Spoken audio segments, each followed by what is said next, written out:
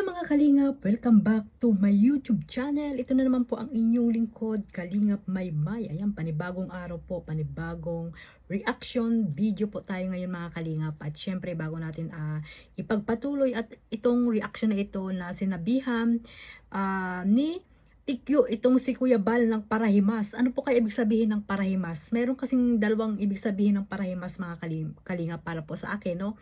Pero sa inyo mga Kalingap, mga supporters ng Team Kalingap, ayan, mga commentators dyan, paki-comment nyo po dyan sa comment section kung ano po sa inyo ang ibig sabihin ng parahimas na na sinasabihan ni Tikyo itong tumulong sa kanya, umahon sa kahirapan ng dahil sa taong ito ay nabago ang buhay nila, nakapag-aral siya, nakita siya ng mga supporters, sponsor ng dahil kay BSM na sanabihan niya po ng parahimas mga Kalingap.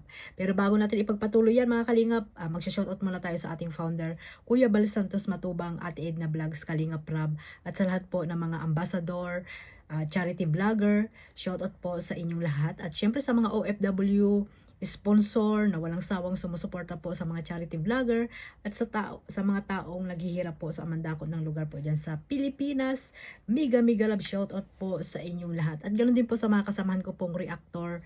Shoutout po sa inyong lahat. Ayun mga Kalingap, sa mga hindi pa po nakasubscribe sa aking maliit na YouTube channel, Kalingap Maymay, at sa aking second channel, Maymay Vlogs. Ayan, pasubscribe na po mga Kalingap and click the notification bell para po updated kayo sa aking mga reaction uploads araw-araw. Maraming salamat po sa lahat mga Kalingap. Hindi ko na po kayo may isa-isa, no? Alam niyo na po yan sa inyong mga sarili, kung sino-sino po kayo, yung mga nagmamahal po dyan kay Kalingap Maymay. Ito nga guys, no, mga Kalingap, syempre, hindi matapos-tapos ang usapin about kay Tikyo dahil nga hanggang ngayon ay nananahimik at hindi po sila nagsasalita, no, kung bakit nila pinatulpo itong si Kuya Bal Santos Matubang. At ito nga, no, dahil nga ay kapiste, ay nagkapiste-piste po ang kanilang buhay at talagang nagtiwala sila nung time na pumunta ito sa Daet. At ayun nga mga Kalingap, ay ginaya-gaya po yung boses po ni Kuya Bal Santos Matubang, na isa po ito sa pambubuli nila sa taong nakatulong po sa kanila, di ba?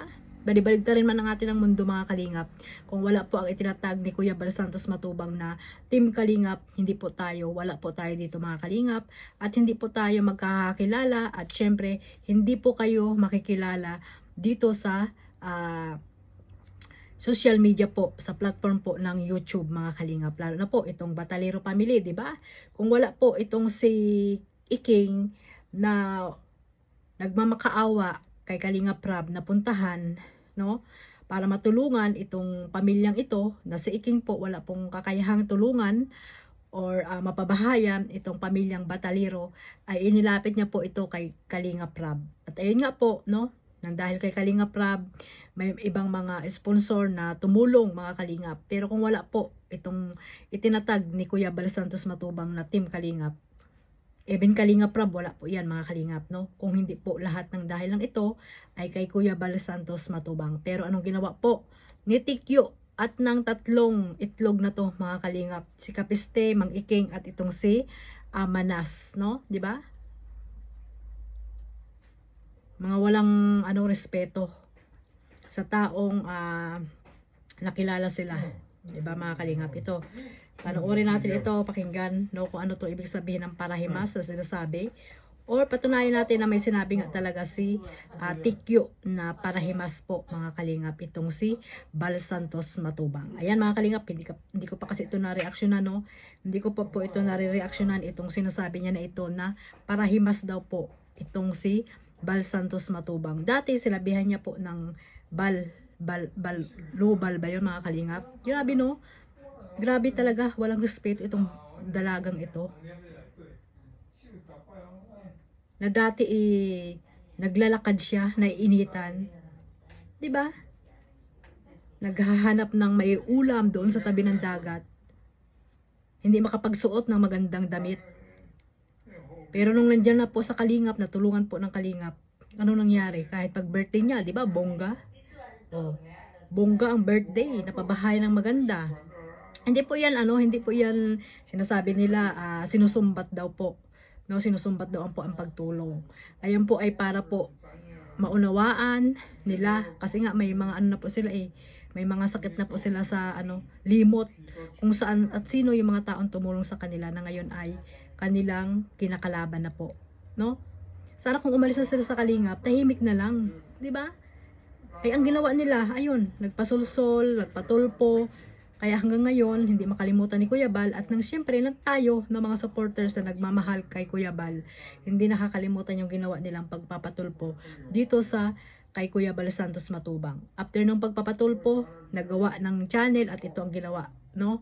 Puro kung ano-anong mga kabalbalan ang ginawa at nakipagkulab pa sa taong traidor, 'di ba? Anong nangyari mga kalingap? Pinagtanggol-tanggol ni Tikyo. Pero ano nangyari ngayon?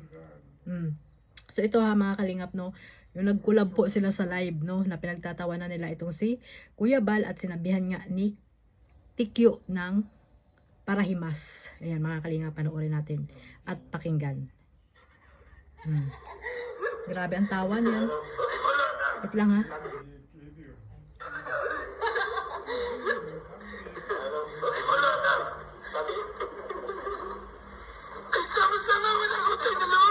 Mabuti alam mo. Mabuti alam mo. Ang founder ng Parahimas. Ayan po ha. Narinig niyo po ang sinabi ni Tikyo, ang founder ng Parahimas. So ano ibig sabihin po ng Parahimas mga kalingap? Hinihimas-himas ba? Or sino ba yung hinihimas ni Kuya Bal? Or yung himas doon sa kulungan? Yan. Dalawa po yan ang ibig sabihin mga kalingap.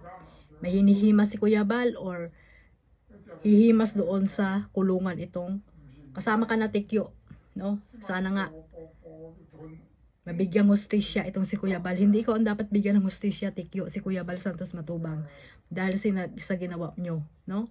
Ito, pambabalahura ang ginawa nyo. Kay Kuya Bal ba? Binalahura ba kayo? Sinabihan ba kayo ng kung ano-ano? Tikyo, yun ay totoo. Tulpo Queen. Talaga naman totoo na nagpatulpo ka. Pero ito, mga kalingap, hindi natin lubos maisip. Grabe yung tawa niya. Abot hanggang ngala-ngala. Abot hanggang ngala-ngala ang tawa ni Tikyo, mga kalingap. Ito yan, yung tawa niya na yan, mga kalingap. Tingnan natin ha. Para mapakinggan nyo po yung tawa niya dati na napakahinhin, no? Parang hindi makabasag pinggan, may patakip-takip pa ng bibig. Pero ngayon, wala na po kasi nga, ayan.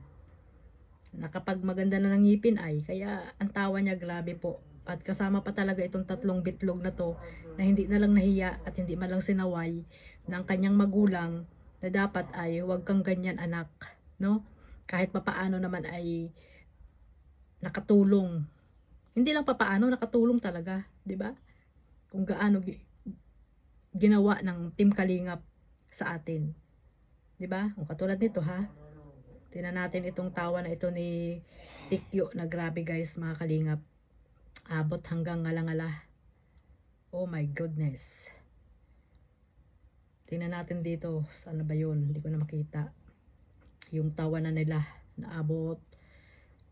Ngala-ngala. Ang tawa. Pinagtatawa na nila si Kuya Bal. Siguro naman narinig nyo na po yun, no? Yung tawa nila. Kay BSM. Narinig nyo na ba yung mga kalingap? Yung tawa ni tag dito ni Tikyo. 'Di ba? Narinig nyo yun? Yung tawa ni Tikyo. Dito na lang. Maririnig nyo naman po 'yan. Grabe yung tawa niya. Sana ba yun? Nawala na. Dito lang kasi ako sa reels kumukuha, mga kalingap. Yan, sa reels lang ako kumukuha ng aking i-reactionan. Grabe. Na dati ay ang tawa ay napakahinhin. Hindi natin alam kung bakit nagagawa yan ni Tikyo, mga kalingap, kay Kuya Bal. No? Kung bakit nagagawa ni Tikyo yan kay Kuya Bal. Grabe, oh my goodness. Hindi ko lubos maisip itong nangyayari dito kay Tikyo. Pero ngayon, nanghihina na ata. Walay na, walay. Nakapag-isip-isip na ba? Huli na, 'di ba? Huli na.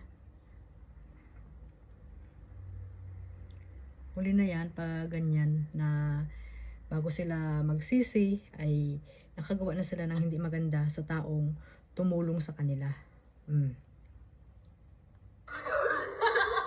Tignan mo, tignan ang tawa niya. Diba? Hindi na nahiya. Hindi na nahiya mga kalingap. Si Kapiste ang katabi niya doon sa upuan. Itong dalawang bitlog na doon sa likod. For the first time, kay Kapiste po siya nakikulab ng pagla-live. Samantalang dito kay Mang Iking na talagang minahal siya. Diba? Kinuha siya sa Team Kalingap. At minahal niya rin. Pinili niya nga yan si Mang Iking, diba? Kila Kuya Bal at kay Kalingap Rab. Pero ni minsan hindi natin nakita yan na nakikulab, 'di ba, kay Mang Iking. So, ang talagang pinili niya dito si Kapiste na wala namang ginawa sa kanilang maganda at ayun nga, puro kapahamakan lang ang ginawa sa kanila. 'Di ba? Grabe mga kalingap, hindi ko to mga kalingap. Kasi itong sinasabi na ito ni Tikyo kay Kuya Bal, hindi ka tanggap-tanggap, no? Lalo na po yung sinabihan niya ng Balbarobal. So ngayon sinabihan niya na naman ng Parahimas, ang founder na Parahimas. 'Di ba? Ang pangit pakinggan. Ang pangit mga kalingap. Hindi natin akalain na ang isang Beyonce na noon ay napakabait, na akala natin ay mabait, yung pala ay nagbalat sibuyas lang, no? Ay nagbalat kayo lang pala mga kalingap. Hindi nagpakita ng totoong ugali. Kaya mas maganda pa talaga mga kalingap pag prangka ka, no? Hindi yung nagkukunwaring mabait, pero sa likod noon ay may tinatago pa lang. Hindi maganda yung pag-uugali mga kalingap. So ayun lang po, no? Kayo na po ang bahala dyan, no? I-comment nyo dyan kung anong ibig sabihin ni Tikyo dyan na Parahimas. Ayan po, no? So ayan po mga kalingap, maraming salamat po sa walang sawang pagsuporta sa aking maliit na YouTube channel, Kalingap Maymay. Huwag nyo pong kalimutan suportahan Kuya Bal, Kalingap Rab, syempre ang Jomcar, Kalingap Edo, at sa lahat po ng mga charity vlogger at reactor po na gusto nyo pong suportahan. God bless us all. Mabuhay po ang Team Kalingap. Bye-bye.